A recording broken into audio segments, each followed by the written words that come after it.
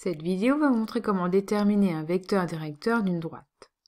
Pour cela, il est bien sûr nécessaire de connaître les formules qui permettent de trouver les coordonnées d'un vecteur.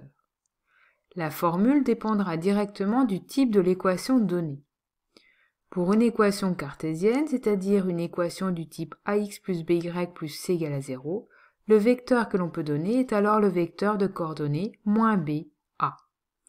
Pour une équation réduite, deux cas sont possibles.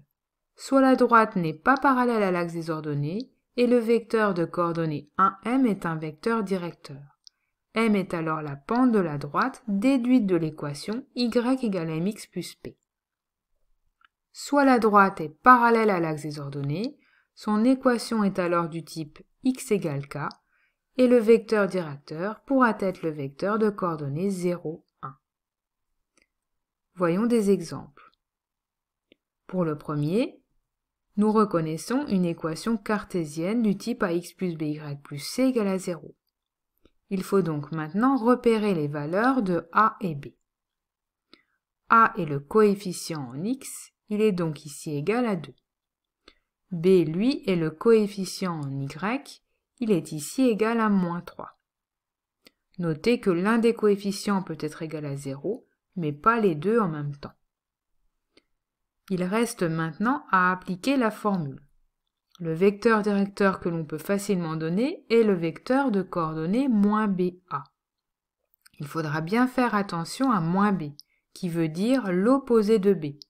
On doit donc changer le signe de B pour exprimer les coordonnées du vecteur.